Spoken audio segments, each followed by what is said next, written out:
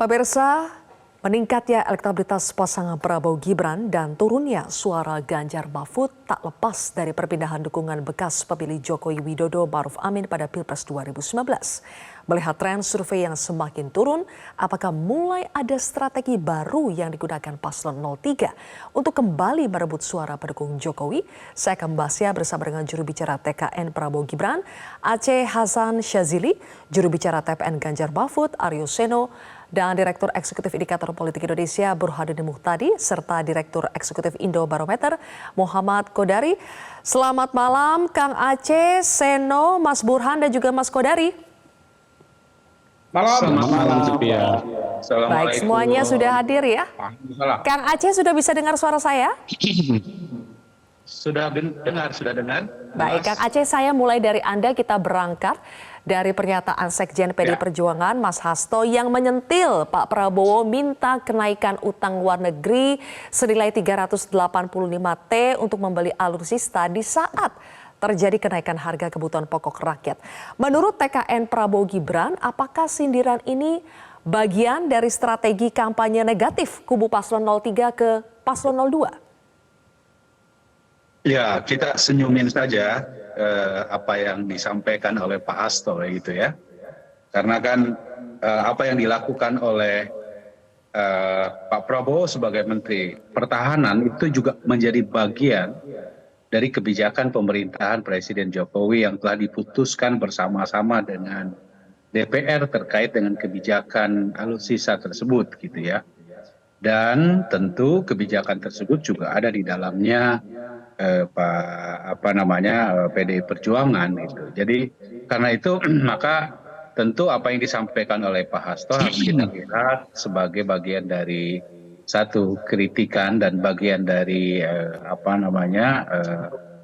kritikan yang membangun dalam konteks pemerintahan Presiden Jokowi.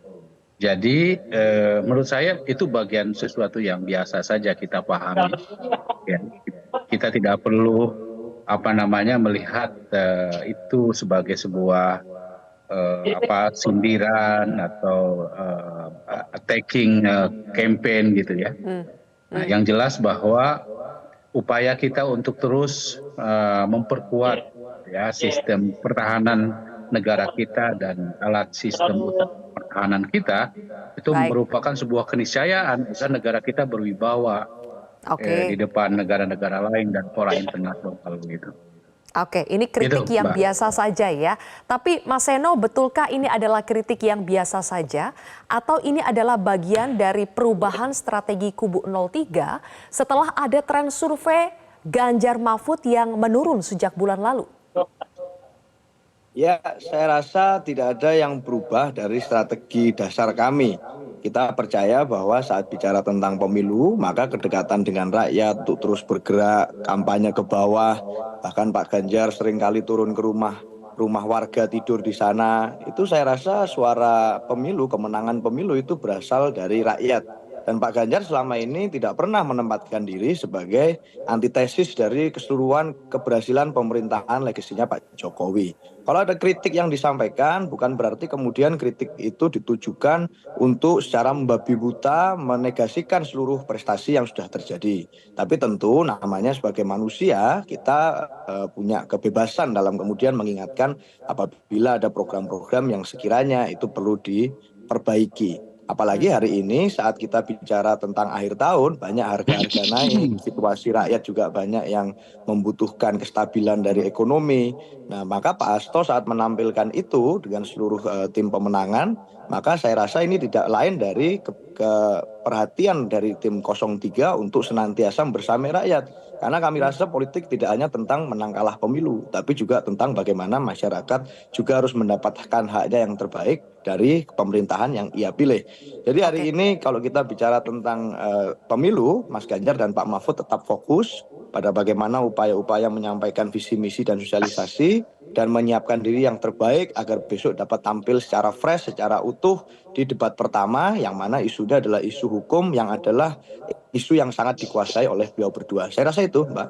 Baik, Mas Eno, sejumlah lembaga survei, ada indikator, LSI, Litbang Kompas, kemudian juga Poltreking menunjukkan ada tren penurunan di suara Ganjar Mahfud. Apakah TPN Ganjar Mahfud menyadari ada perpindahan basis pemilih Jokowi dari Ganjar ke Prabowo dan akhirnya mengevaluasi bagaimana strategi untuk bisa membalikkan keadaan? Ya, kita sangat menghargai seluruh hasil survei yang hari ini muncul dan yang selama ini membersamai kami di dalam proses kami belajar di dalam politik Pilpres 2024 ini. Dari awal sampai akhir kami mempelajari seluruh hasil survei yang terjadi, seluruh dinamikanya, naik turunnya. Tapi kalau bicara pertandingan sepak bola, sebenarnya kan ini juga masih ibaratnya menit-menit awal. Kita bicara kampanye baru 2 mingguan dan masih ada 2 bulan ke depan yang akan kami lakukan kerja-kerja kampanye, kerja-kerja politik. Tapi dalam pembacaan survei itu harapan kami Mbak sebenarnya adalah kalau ibaratnya kita membaca waktu ya, membaca jam itu, kita harapkan ada kemudian satu ukuran yang presisi. Sebenarnya ini sekarang jam berapa, posisinya di mana. Nah, dari survei-survei yang ada kami masih berusaha mencari kesimpulannya. Sebenarnya kami berada di angka berapa karena ada deviasi yang cukup tinggi ya, cukup berbeda antara satu survei dengan survei yang lain. Kadang kami membaca ini kalahnya tipis, kadang tiba-tiba undecided votersnya tinggi seperti hari ini kami baca di Kompas. Jadi kami masih kemudian menghargai itu sebagai sebuah proses, tapi kami belum sampai pada sebuah kesimpulan. Hari ini Pilpres masih sangat terbuka, masih sangat open field, pertandingan masih panjang, sehingga belum sampai pada kesimpulan itu. Saya rasa itu, Mbak. Oke. Mas Burhan, ada kenaikan yang signifikan sekali di paslon 02 dari 39,7% di periode 27 Oktober sampai 1 November, sekarang menjadi 45,8 di periode survei 23 November sampai 1 Desember. Jadi naiknya itu 6,1 poin ya Mas. Apa yang terjadi di survei Anda Mas Burhan? Kenapa kenaikannya begitu signifikan untuk pasangan 02? Sebenarnya bukan hanya survei indikator ya. Memang perbedaannya ada di undecided voters yang berbeda, terutama Kompas yang menurut saya terlalu besar. Undecided-nya bahkan sampai hampir 30%.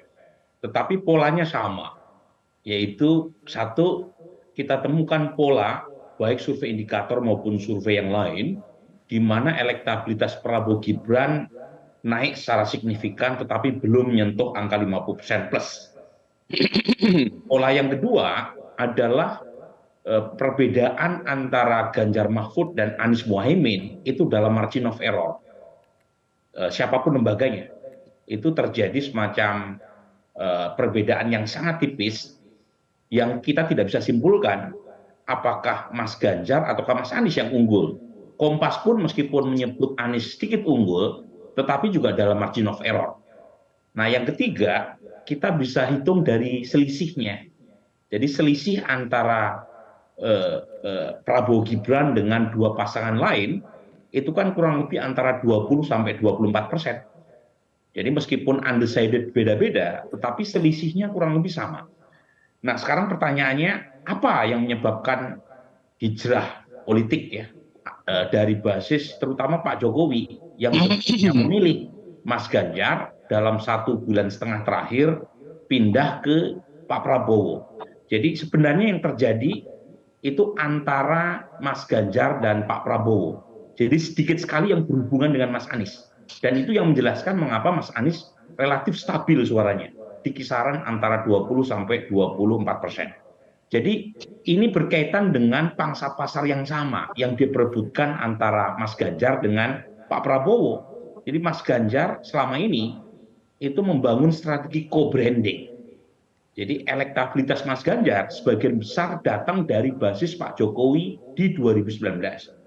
Nah, 1,5 bulan terakhir, disasosiasi atau munculnya nama Gibran sebagai cawapres Pak Prabowo, dan saat yang sama ada strategi yang agresif dari PDI Perjuangan, misalnya kritik yang tajam dari Mas Ganjar kepada pemerintahan Pak Jokowi, terutama dari sisi penegakan hukum, kemudian statement Ibu Ketua Umum, ya, Ibu Mega yang mengatakan situasi sekarang mirip New Orde Baru, itu membangun semacam disasosiasi antara basis Pak Jokowi yang sebelumnya memilih Mas Ganjar, kemudian mereka mencoba melirik calon lain. Dan kebetulan Pak Prabowo diuntungkan oleh Gibran yang menjadi cawapres Pak Prabowo. Jadi hijrahnya itu akibat disasosiasi itu. Tetapi disasosiasi itu hanya efektif buat satu kelompok tertentu, yaitu pemilih Jokowi non PDIP. Jadi kita temukan pola pemilih PDI Perjuangan, pemilih Pak Jokowi yang tidak memilih PDI Perjuangan di 2019, itu 53% sudah memilih Pak Prabowo. Jadi jangan lupa ya Zelvia, di 2019 PDI Perjuangan itu hanya mendapatkan dukungan 19, sekian persen. Sementara pemilih Pak Jokowi 55,5%. Jadi artinya pendukung Pak Jokowi lebih banyak ketimbang pemilih PDI Perjuangan. Jadi yang lari duluan adalah basis pemilih Pak Jokowi yang sebelumnya memilih Mas Ganjar dari partai-partai non PDIP, Golkar, PAN, dan seterusnya. Itu yang lari.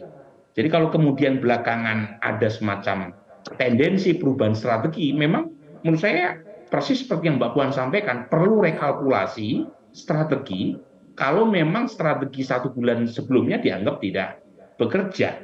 Dan itu yang menjelaskan mengapa kemudian belakangan ada upaya untuk membranding kembali Ganjar adalah penerus Pak Jokowi.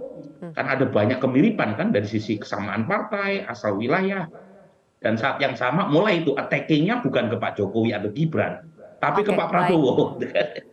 Jadi itu yang kebaca minimal dalam seminggu terakhir.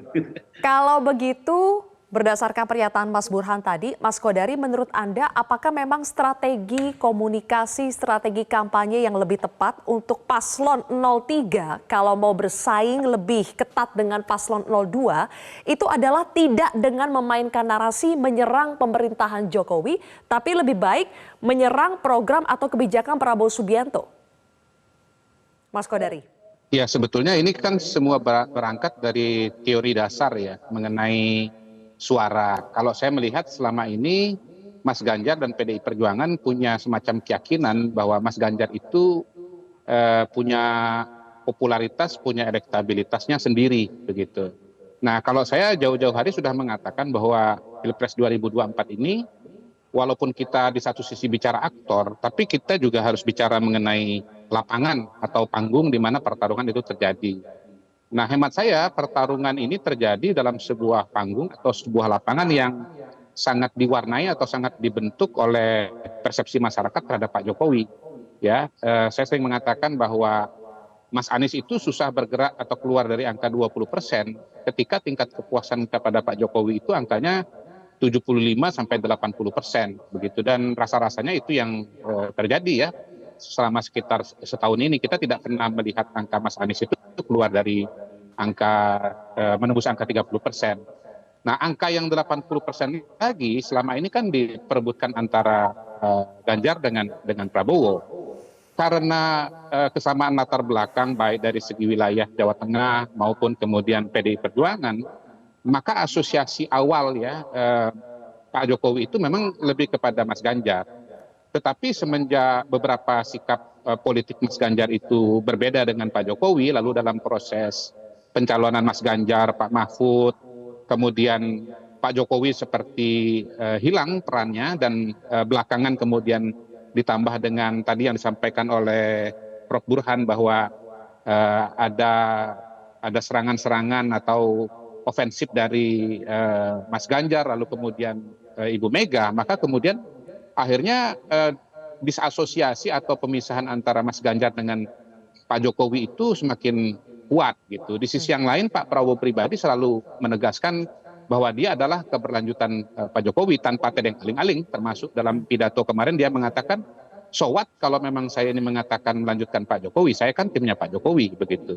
Dan saya kira kata kunci atau game changer yang paling kuat adalah ketika tanggal 25 November itu Gibran dideklarasikan sebagai wakilnya Pak Prabowo. Itu menjadi sebuah pesan yang sangat kuat bagi pendukung Pak Jokowi bahwa sebetulnya penerus Pak Jokowi itu atau Jokowi Jilid 2 itu adalah Prabowo, bukan Ganjar Pranowo. Saya kira itu yang terjadi ya. Bahkan survei Kompas itu saya baca pada hari ini intinya juga secara sangat menarik menunjukkan besarnya peran Jokowi efek ya, atau peran Jokowi sebagai pembentuk lapangan bermain bagi tiga kandidat ini. Nah, soal apakah kemudian strategi baru dari Mas Ganjar ini akan bisa mengubah situasi dan kondisi, tentu hanya waktu yang akan bisa membuktikan. Tapi paling tidak menurut saya secara logika politik sudah benar ketika menyerang Pak Jokowi, maka Mas Ganjar itu sebetulnya sedang menggeser dirinya untuk berebut kolam yang kecil, kolam 20% dengan Anies. Nah, dengan tidak menyerang Pak Jokowi, dengan menyerang Prabowo, dia sedang berusaha mengambil kolam suara yang besar yang 80% itu. Apakah kemudian akan berhasil atau tidak? Kita tunggu survei Mas Burhan dan kawan-kawan bulan depan, awal Januari. Baik, kita harus jeda terlebih dahulu, Bapak-Bapak semua dan juga Mas Seno. Nanti kita akan bedah lebih jauh apakah siapa yang paling bisa mengasosiasikan atau membranding dirinya sebagai penerus Jokowi, dialah yang akan paling diuntungkan. Nanti kita akan bahas lebih jauh pemirsa, usai jeda. Jelajahi cara baru mendapatkan informasi. Download Metro TV Extend sekarang.